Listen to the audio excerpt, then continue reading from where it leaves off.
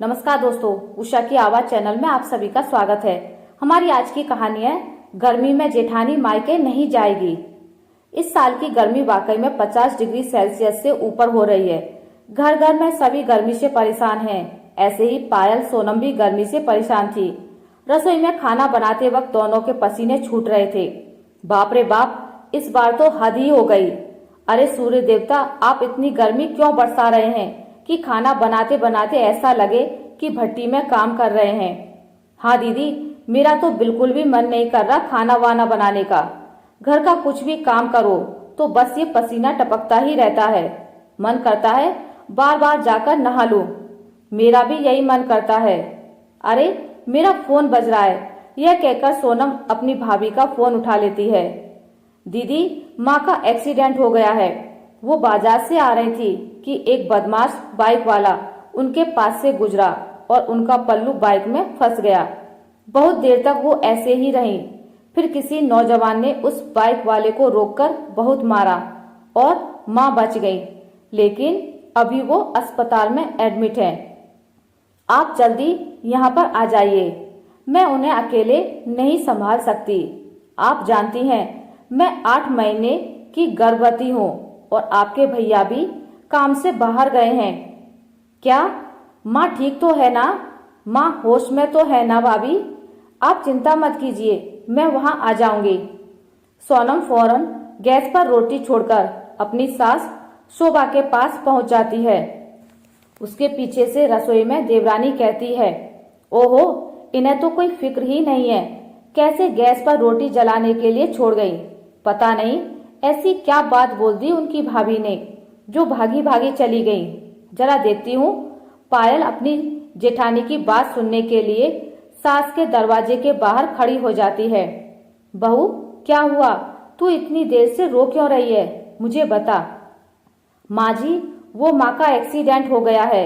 वो अस्पताल में है और भाभी अकेली हैं। वो संभाल नहीं पाएंगी। मुझे वहां जाना है। क्या समधन जी का एक्सीडेंट हो गया? वो होश में आई कि नहीं? पता नहीं माँ जी, पर मुझे जाना है। हाँ तो फिक्र मत कर, जा तू, जा फौरन अपने मायके जा। अपनी भाभी और माँ के पास जा, उन्हें तेरी बहुत जरूरत है। मेरे बस में होता तो मैं भी तेरे साथ चल देती, पर बहू अभी मैं घुटने से परेशान हूँ और तू अपना बैग लगा ले। हफ्ता 15 दिन रहकर आना, या फिर जब तक तेरी माँ ठीक नहीं हो जाती। थैंक यू माँ जी, इतने दिन में माँ संभल जाएगी और भाभी को भी अकेला महसूस नहीं होगा। हाँ बहू। सोनम कमरे से निकलकर अपने बैग की पैकिंग करने लगती है। वहीं पायल का दिमाग खराब होता है और वो बार बार चक्कर लगाकर कहती है, हे भगवान, इतनी ज्यादा गर्मी हो रही है और ऐसे में मेरी जेठानी अपने माँ के पास चली गई तो मेरा क्या होगा? इस घर को तो गर्मी में मुझे संभालना पड़ेगा। फिर झाड़ू पोंछा, खाना पीना, हर चीज मुझे ही करनी पड़ेगी। आधा काम करने में तो मुझे मौत आ जाती है और पूरा काम करने में मेरी ऐसी तैसी हो जाएगी। 15-20 दिन रहने के लिए जा रही हैं। मैं तो पागल ही हो जाऊंगी। नहीं, मैं जेठानी को किसी भी हाल में मायके नहीं जाने दूंगी। मुझे उन्हें रोकना ही होगा। कुछ देर बाद उसको आइडिया मिल जाता है और वह अपनी जेठानी के जाने से पहले सीढ़ी से आती है और अचानक गिरने का नाटक करती है। हाय राम, मैं गिर गई। अरे मेरा पैर टूट गया, मेरी कमर गई। जेठानी जी मुझे उठाइए तो। हे भगवान, पायल तुम ऐसे कैसे गिर गई? रुको, मैं तुम्हें उठाती हूँ। सोनम अपना बैग छोड़कर पायल को उठाकर सोफे पर बिठा देती है। आय हाय, बहुत दर्द हो रहा है। अरे राम, अब मैं घर का काम कैसे करूंगी? मुझसे तो खड़ा भी नहीं हुआ जा रहा। माँ जी, मुझे लग रहा है अंदरूनी अंदरूनी चोट लग गई है। कहीं सूजन हो गई तो? जेठानी जी, बैग लेकर कहीं जा रही हो क्या? हाँ, तुम्हारे सामने मैंने फोन उठाया था ना, तो मेरी भाभी ने बताया माँ का एक्सीडेंट हो गया है, इसलिए मुझे जाना पड़ेगा। तो बस 15-20 दिन के लिए जा रही थी। माफ करना जेठानी जी, अगर आप चली गई तो 3 दिन तक तो मैं खाना बनाने के लायक नहीं हूँ। माँ जी, जेठ जी और मोहन जी का खाना पीना कैसे होगा? आप थोड़े दिन बाद चले जाना। मेरी भी ऐसी हालत हो गई। मैंने तो आपको दुविधा में डाल दिया और माँ जी से मैं काम करवाऊंगी नहीं। पायल की बात सुनकर सोनम गहरी चिंता में पड़ जाती है। ठीक है, मैं आज नहीं जा रही हूँ। तुम्हारा पैर 3-4 दिन में ठीक हो जाएगा। मैं तब माँ से मिल लूंगी, तब माँ जी के पास चली जाऊंगी। नाना जेठानी जी, तब भी मैं आपको मायके नहीं जाने दूंगी। मैं भी देखती हूँ आप मायके कैसे जाती हैं। फिलहाल तो प्लान काम कर गया। पायल मन ही मन बुदबुदाई। बहुत दर्द हो रहा है पैर में। जेठानी जी मुझे कमरे तक छोड़ दीजिए, मैं अपने पैर में बाम लगा लूंगी। एक तो मैं वैसे ही पैर से परेशान हूँ और बहू भी अपने मायके नहीं जा पाएगी। तुझे भी अभी गिरना था क्या पारुल की बच्ची? हाँ माँ जी, मुझे अभी गिरना था। शादी को 3 महीने हुए नहीं कि अच्छी बहू बनने के लिए ना जाने क्या क्या काम करना पड़ रहा है। और अब गर्मी आ गई है, उसमें भी कपड़े धो, बर्तन धो और खाना बनाकर पसीने से परेशान हो जाओ। और जेठानी जी मायके चली जाती तब तो मेरी गर्मी से और रेल बन जाती, जो कि मैं बनने नहीं देती।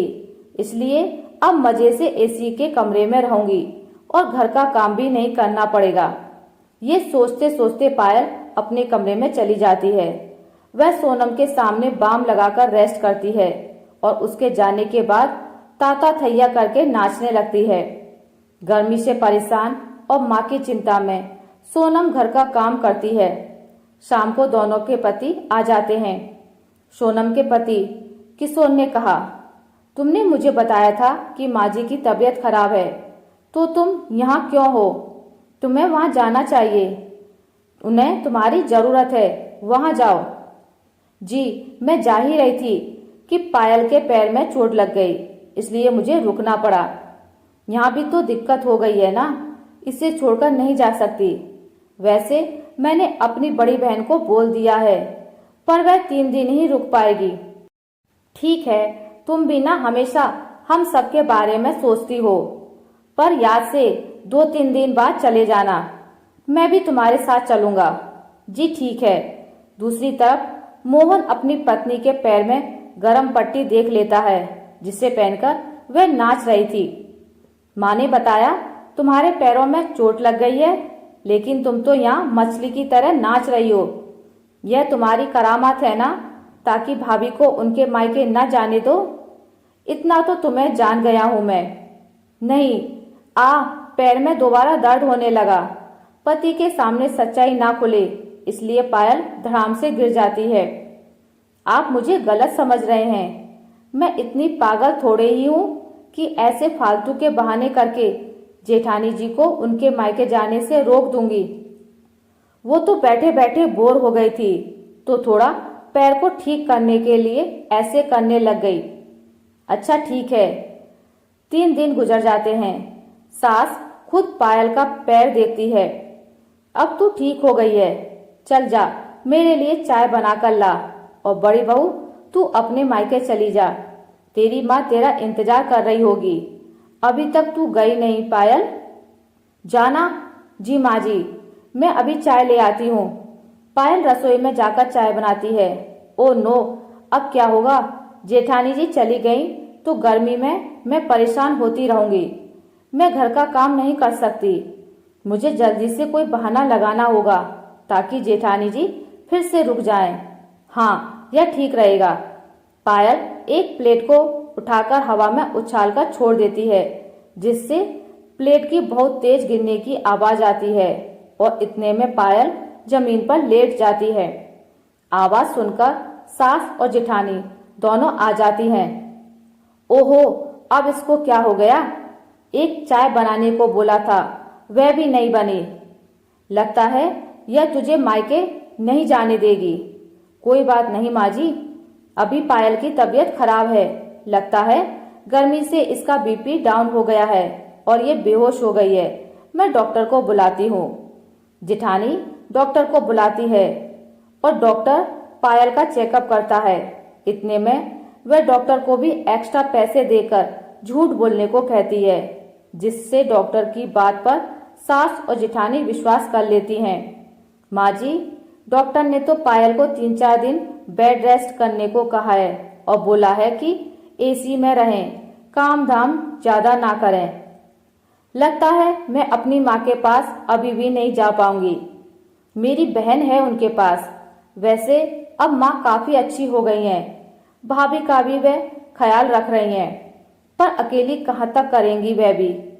बहू, तू इतना मत सोच, मैं इसका ख्याल रख लूंगी, थोड़ा खाना भी बना लूंगी। तू अपनी माँ के पास जा।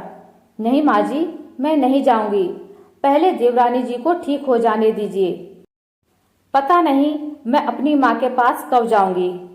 मेरी प्रेग्नेंट भाभी और दीदी कैसे संभाल रही होंगी वहां पर सब कुछ।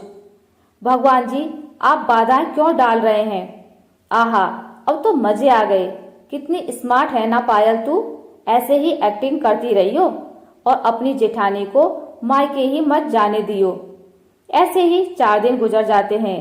पायल को एसी के कमरे में बैठे बैठे बिस्तर पर ही खाना मिल जाता है और सास और जेठानी उसकी बहुत सेवा करती हैं।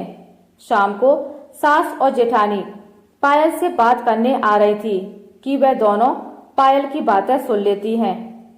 वाह वाह, मुझे नजर ना लगे, शायद मुझे बॉलीवुड की इंडस्ट्री में एक्टर होना चाहिए था। अब तक बहुत सारे अवार्ड जीत जाती। कितनी अच्छी एक्टिंग करती हूँ मैं। कभी बीपी लो, कभी सीढ़ियों से गिरने की एक्टिंग। तो यह सब तू जानबूझकर कर रही थी। मुझे तो लग ही रहा था, लेकिन बड़ी बहू की वजह से तुझ पर विश्वास करना पड़ा। तुझे जरा भी अपनी जेठानी पर तरस नहीं आया। उसकी माँ का इतना बड़ा एक्सीडेंट हुआ है, वहां गर्भवती भाभी अकेले संभाल रही है और तुझे यहाँ गर्मी से बचने के बहाने चाहिए। एक्टर बनना है तुझे। तुझसे मुझे यही उम्मीद नहीं थी। आने दे मोहन को, सब कुछ बताऊंगी। जो तूने बड़ी बहू के साथ किया है, तेरे साथ भी वही होगा। माँ जी, वो गुस्से में जेठानी पायल को चांटा मार देती है। तुम्हें पता है, अपनी माँ की यह बात सुनकर मैं कितना घबरा गई थी और दिल अंदर से कितना कटा जा रहा है अपनी माँ को देखने के लिए। बेचारी भाभी सब नहीं कर पा रही हैं। बहन आई थी, वो भी अपनी दिक्कत की वजह से ज्यादा नहीं कर पाई और भैया है नहीं। मुझे इतनी फिक्र हो रही है और यहाँ मैं तुम्हारी सेवा कर रही हूँ जिसे कुछ हुआ ही नहीं है। तुम इतनी नीचे गिर जाओगी मुझे पता नहीं था। अगर मैं तुम्हारी जैसी बन जाऊं ना, तो मैं तुम्हें तुम्हारी इसी हालत में छोड़कर चली जाती। लेकिन मैं तुम्हारी तरह नहीं हूँ। हद कर दी तुमने। सिर्फ मैं मायके ना जाऊं और तुम्हें काम ना करना पड़े, इसलिए तुमने ये सब किया। मुझे माफ कर दीजिए जेठानी जी। मैंने आपकी तकलीफ ना समझकर अपने फायदे को देखा। पता नहीं मैं इतनी खुदगर्ज कैसे हो गई। मुझे माफ कर दीजिए। माफी नहीं, सजा मिलेगी और तेरी सजा यही है कि सोनम बहू अपनी भाभी की डिलीवरी हो जाने के बाद ही इस घर में आएगी और तब तक तू ही घर संभालेगी 5 महीने। ठीक है माँ जी, मैं इसी के लायक हूँ। गुस्से में सास जेठानी उससे मुंह मोड़ लेती हैं। सोनम अपनी माँ को संभालने के लिए चली जाती है और भाभी की डिलीवरी होने तक वह वहीं रहती है। ऐसे में पायल घर संभालती है। धीरे धीरे उसे अपनी गलती का एहसास हो जाता है और अब वह मन से सास की सेवा करती है। आशा करती हूँ आपको मेरी आज की कहानी अच्छी लगी होगी। अगर आपको मेरी कहानी अच्छी लगी है तो इसे लाइक करें, ज़्यादा से ज़्यादा शेयर करें और अगर आप मेरे चैनल पर नए हैं तो इसे सब्सक्राइब करना ना भूलें। मिलते हैं एक नई कहानी के साथ, तब तक के लिए नमस्कार।